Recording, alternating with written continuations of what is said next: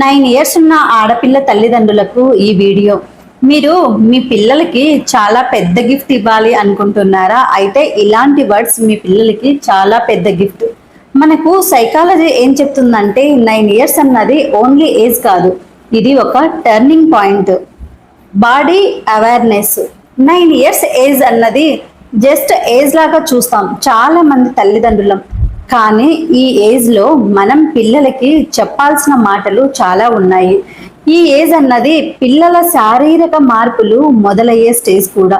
పిల్లలు పానిక్ అవ్వకుండా ముందే పీరియడ్స్ గురించి, మారుతున్న బాడీ షేప్స్ గురించి తల్లిగా మీరు పిల్లలకి అవగాహన అన్నది కల్పించాలి. Feelings to words.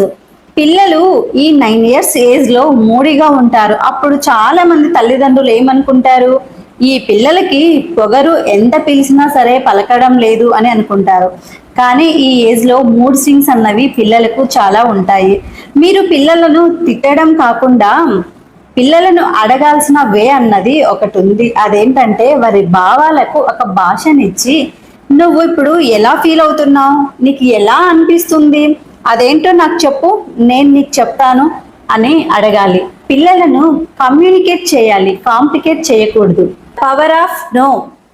ఈ సమాజం చాలా మంది ఆడపిల్లలకి నువ్వు అలా ఉండాలి, ఇలా ఉండాలి, అణిగిమణిగి ఉండాలి అని చెప్తుంది. కానీ దానితో పాటు తల్లిగా మీరు నేర్పించాల్సిన ఇంకో వర్డ్ ఉంది. అదేనండి నో చెప్పడం. నీకు ఇష్టం లేకపోతే ఏ పనైనా సరే నువ్వు ధైర్యంగా నో చెప్పాలి అని చెప్పాలి. గుడ్ టచ్ బ్యాడ్ టచ్ గురించే కాదు మనం చెప్పాల్సింది. ఇష్టం లేని ఏ పనికైనా పిల్లలు నో చెప్పడం వల్ల వాళ్ళ కాన్ఫిడెన్స్ లెవెల్ కూడా పెరుగుతుంది. Digital discipline. ఈ తరం పిల్లలకి డిజిటల్ థింగ్స్ గురించి వాడొద్దు అని మీరు చెప్పడం కంటే వాళ్ళు ఎంతసేపు చూడాలి, ఎలా చూడాలి అని కొన్ని బౌండరీస్ కూడా మీరు పెట్టాలి.